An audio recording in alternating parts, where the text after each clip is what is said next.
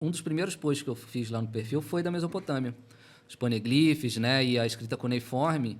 E a Mesopotâmia tem um elemento muito característico que são dos dilúvios, né? Das inundações e tal. E atualmente a gente tem visto, desde a Se tornou mensagem uma do temática. Vegapunk ali, que é a subida do nível do mar. Obviamente, o dilúvio para os mesopotâmios não é a mesma coisa, né? Para eles é uma chuva muito intensa. Aliás, né, um dos primeiros registros que a gente tem de história de dilúvio é a partir da epopeia de Gilgamesh, Gilgamesh, né? Conta a história lá do Gilgamesh, que vai procurar o super sábio que tinha se tornado imortal, e ele quer se tornar imortal também para sobreviver ao dilúvio e tal. E para isso você tem vários desdobramentos dessa mesma história. E o dilúvio para eles era um momento de chuva incessante, né? Que era um lugar seco, muito plano, então chovia muito e tinha um alagado ali. Não é essa coisa distópica e catastrófica que a gente imagina, mas é algo que era muito presente na cultura mesopotâmica. E os poneglyphs, a escrita ali, aqueles ideogramas dos poneglyphs, é muito parecido com os ideogramas do cuneiforme. É muito, você bate o olho ali. Eu sempre uso em prova, quando eu uso essa matéria, coloco o poneglyph de um lado e a cuneiforme de outro. Parece demais. Parece demais. Mas acho curioso, em questão de ponto de vista, em relação ao que você mencionou das enchentes não serem a catástrofe de fim do mundo, mas é um exercício que eu sempre tenho que fazer para me situar historicamente quando eu estou aprendendo alguma coisa nova. Porque, por exemplo, eles mencionaram essas enchentes como uma inundação, uma coisa gigantesca. Me corrija se estiver errado, mas eu não sei a dimensão do conhecimento que eles tinham do tamanho do planeta. Ah, sim, não. Então, muitas Claro. vezes a gente considera e não se coloca na posição histórica de conhecimento Sim, daquele sim, momento, sim, porque sim. era realmente uma inundação que acabava o mundo. Perfeito. Tecnicamente, eles não sabem que o planeta vai ter tantos continentes, tem quantos milhões, quantos quilômetros de terra por aí. Claro. Então, se aquela região inteira está alagando, o mundo inteiro está A acabando. gente está falando de 4, 3 mil antes da Era Comum. Então. Lá se vai 6 mil anos, né? E é um erro muito comum do pessoal, tanto para aprender qualquer tipo de coisa, de não se colocar especificamente no contexto em que aquele conhecimento estava presente. Sim. Porque senão você tem uma visão do futuro, é muito fácil olhar para o futuro, olhar do futuro para o passado e ter uma visão distorcida do que era para aquele momento. Na história a gente chama de anacronismo. Anacronismo. Quando a gente usa um conceito ou uma perspectiva do nosso presente para tentar categorizar ou explicar uma sociedade passada. Por exemplo, eu não posso chamar as relações comerciais que o Império Romano fazia com o continente asiático de capitalismo, né? O capitalismo não existia ainda, obviamente, né? São relações comerciais complexas e tal, mas é outra coisa completamente diferente. Então, é justamente esse o exercício, né, do historiador que a gente tem que ter também, né? Olhar para o passado. Óbvio que a gente vai olhar com os nossos olhos, impossível. A gente vai olhar com a nossa carga de formação, nossa carga cultural, nossa visão de mundo, mas eu não posso imbuir daquelas pessoas, daqueles seres humanos, daquela coletividade de um pensamento de ideias que sequer estavam colocadas em questão ali, né? Não era nenhum problema, nenhuma questão para eles. Isso é um erro muito recorrente quando se tenta fazer história. Por exemplo, muitos memorialistas, você tinha muito no século XVIII, século XIX, o que a gente chama de memorialistas, né? Que ele vai contar determinada passagem do passado, mas sem rigor científico, sem essas preocupações, né? Sem uma série de ferramentas que a história vai desenvolver para tratar de forma adequada o passado. Falando em passado, em como as coisas podem sofrer alterações ou não, você já viu falar sobre Rai Brasil? Rai Brasil, não? É um lugar que... mapas que datam, acho que de... Consegue colocar para nós aí, Rogério? 1300, 1500. No mapa aparecia uma ilha chamada Brasil, ou Rai Brasil. E em mapas isso é muito louco. E as pessoas iam até lá e não achavam nada também. Que é muito parecido com o Laufey Tale, né? Que ninguém nunca conseguiu encontrar. E você tem esse conceito do Rai Brasil aparecendo em diversos mapas, em diversas épocas diferentes.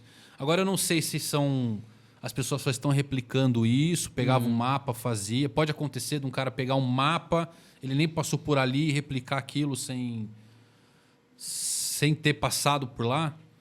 A parte da cartografia dessa época? Sim. Tem aí? Aliás, Vendo algumas imagens aqui. Ah, Brafim. Aí, ó, que tem aí você tem a os que tá grafite Rai Brafim. Brasil, tem um monte, cara, desses mapas. Aqui ó, tem como saber o que é essa faixa de terra aí?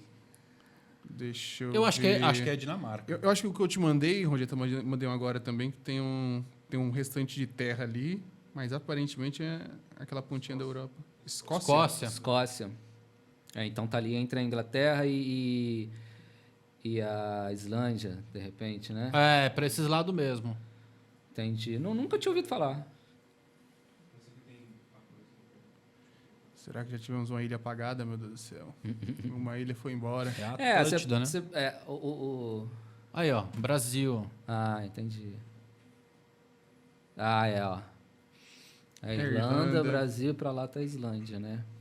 Mas pra cá estaria a América. E por não exemplo. existe vai procurar, o pessoal nunca achou essa ilha. É um mistério que continua, fica até hoje, porque são mapas de diferentes períodos e épocas que foram colocados ali como Brasil. É. E aí virou uma ilha meio mítica, meio Entendi. lenda dessa Nunca parte. tinha ouvido, depois eu vou ver, vou pesquisar. Nunca tinha ouvido falar. Primeira vez. Aí eu que tô aprendendo, tá vendo? Começaram me chamar de professor. Mas essa coisa do nível do mar é uma constante na história, né? O nível do mar, depois do último de gelo aí, agora eu não vou conseguir precisar, mas sei lá, 10 mil antes da Era Comum, 20 mil antes da Era Comum, vai fazer o nível do mar subir, obviamente. Né? Então, por exemplo, o Japão. O Japão tinha pontes de terra com o continente asiático ali, com a costa da China, que inclusive que vai levar... E isso é outra coisa interessante que eu estava pensando também, porque se a gente pensar na história do Japão, obviamente, né, o Oda, claro que ele tem essa coisa universalista de One Piece, ele pega referência de todo lugar, mas é japonês, ele com certeza tem muita referência e base na história do país dele. Ali você vai ter a migração dos primeiros habitantes, que é que seria a pré-história do Japão, né? Por volta de 13 mil antes de Cristo, foi conhecido como Era Jomon. Caramba. Que são os primeiros habitantes ali, depois vai chegar outras levas de imigração e tal. E os Jomon, eles se estabeleceram ali uma cultura própria, com cerâmica, produção de arroz e tal, depois vai chegando outros povos. Se consolidou que os descendentes diretos do Jomon são os Ainus, né, que é uma etnia indígena, originária do Japão, que são descendentes, inclusive foi reconhecido há pouquíssimo tempo, acho que em 1997, mas o governo só foi oficializar e começar a ter política de preservação mesmo da cultura Ainu agora, 2017, por aí, é bem recente. Né? Mas os Ainus e os Jomons, eles começam a ser submetidos e expulsos dos seus territórios a partir do momento que se consolida os Yamato. Né? Os Yamato no Japão vai começar a consolidar o que a gente pode chamar de um Estado, né? De um poder mais centralizado no Japão, mais ou menos em 700, no ano 700 já da nossa era. Se a gente pensar, os Ainus, se a gente pensar que o One Piece está em 1500 e 800 anos atrás tem a consolidação e surgimento do governo mundial, 1500, 1800, 700. O ano 700 é o ano de consolidação do povo Yamato, né? do povo Yamato, da monarquia Yamato, né? Dos Yamato. E os Yamato, eles criaram toda uma simbologia para se colocar como descendentes divinos, né? De Amaterasu. Inclusive, nesse momento ali, no século VII, começa a se criar a ideia da ascendência divina dos Yamatos. Começa-se a resgatar a ideia de que o primeiro imperador do Japão foi um Yamato tetraneto de Amaterasu. Qual é o nome dele? Jimmu. Isso eu não sabia, não. Isso aí é legal. Jimmu. Jimmu é considerado o primeiro imperador do Japão.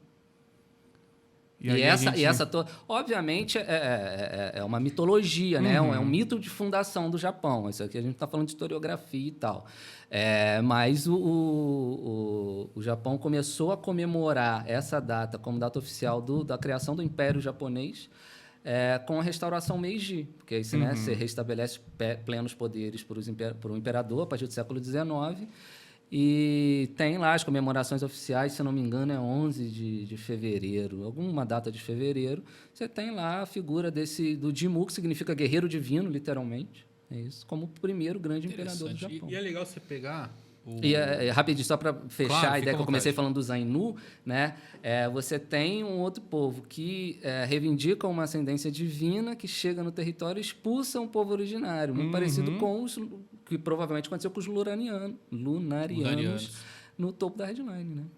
E é curioso porque, assim, eu consegui conhecer a história dos Ainu, principalmente porque eu fiquei curioso com Golden Kamuy, Golden Kamuy. né? Que é um anime recente que Sim. trata dessa história. Assistam, galera, Golden Kamuy. Se você quer saber mais sobre os Ainu... Tá na minha lista, tá na minha lista. Mas em questão de época, de ser especificamente dessa data, eu não tinha ideia. Então, tipo, isso encaixa muito mais até com o que rolou ali, com a ideia, no geral, que no final das contas, como você mencionou, o Oda sendo um japonês, ele cresceu conhecendo a história claro. dali, então faz sentido ele retratar o que rolou por lá E o também. interessante você citar isso aí do primeiro imperador, porque o Oda ele tá pegando algumas coisas lá do Kojiki, que é o livro mais antigo do Japão, né? Kamusari, do Roger, que veio da Bahia também, mas veio desse livro aí, onde tem a passagem da morte de um deus. Será que o Roger não criou esse golpe, não criou o Kamusari realmente lá em God Valley, um golpe capaz de matar os deuses? O Gaban conseguiu impedir o Sommer de se regenerar. Será que o Roger não criou aquele golpe ali? Olha que Por isso que ele maneiro. chama a morte de um deus, a partida divina? Você imagina, então, que naquela técnica está imbuído o segredo para conseguir imbuído o lidar segredo. com aquele poder. Sim. Por isso que eu acho Faz que sentido. combina com o que ele falou, o primeiro imperador. E Kamusari está no primeiro livro, no livro mais antigo do Japão também o nome.